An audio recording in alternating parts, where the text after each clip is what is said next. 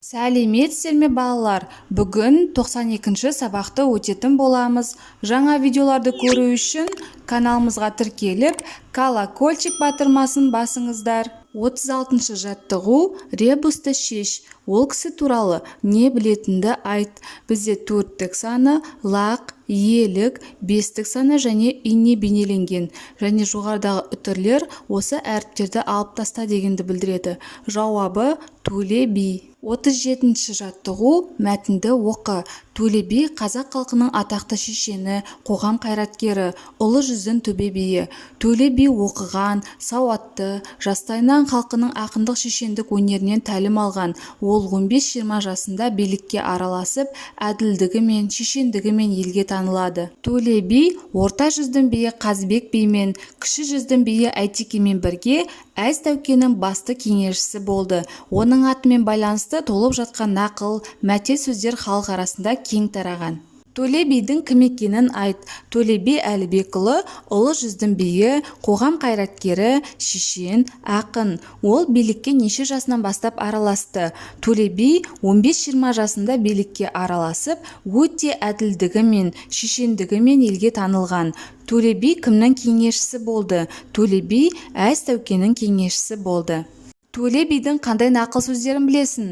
Халқыңа адал бол, жауыңа қатал бол, досыңа адал бол. Біліп айтқан сөзге құн жетпейді, тауып айтқан сөзге шын жетпейді. Өзің білмесең, білгендерден үйрен, үйренгеннен ештеңең кетпейді деген нақыл сөздері бар. Төле би хан болды ма? Төле би ұлы жүздің бас биі болды. Мәтіннен тірек сөздерді тауып көр. Мәтіндегі тірек сөздер шешен, ақындық, билік, халық, би, әділдік, шешендік, өнер деген сөздер. 38-ші жаттығу батаны жатқа жаз. Бір үйдің баласы болма, көп үйдің санасы бол. Бір елдің атасы болма, бар елдің данасы бол. Бір тонның жағасы болма, көп қолдың ағасы бол. Батадағы әр сөйлемнің мағынасын топта талқыла. Бір үйдің баласы болма, көп үйдің санасы бол. Ой өрісің кең болсын, тек өз үйіңді ойламай, еліңе пайдан тиетіндей білікті бол дегені. Бір елдің атасы болма, бар елдің данасы бол. Көпті көрген қария ретінде өз тәжірибемен жас ұрпақпен бөліс, біле жүрсін дегені. Бір тонның жағасы болма, көп қолдың ағасы бол. Еш нәрседен қорықпай, барша жұртты біріктіріп, алға бастайтын мықты қолбасшы, адамгершілігі мол, батыр бол дегені.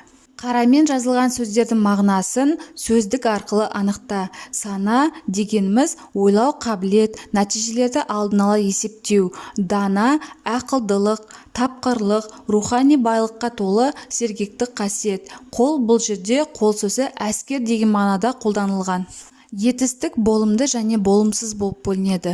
Болымды етістікке күл, жаз деген сөздерді келтірсек, болымсыз етістікке күлме, жазба деген сөздерді мысалға келтіруге болады. Болымсыз етістік болымды етістікке маме, бабе, папе жұрнақтары жалғану арқылы жасалады. Ерінбе, бұзба, жұлма. Мәтіндегі баласы болма, болымсыз етістік, санасы бол, болымды етістік, атасы болма, болымсыз етістік, данасы бол, болымды етістік, жағасы болма, болымсыз етістік, ағасы бол, болымды етістік. Осымен біздің сабағымыз аяқталды. Каналымыз пайдалы болған болса, лайк басып тіркеліп қойыңыздар. Жаңа видеолар сізге бірінші болып көрінеді.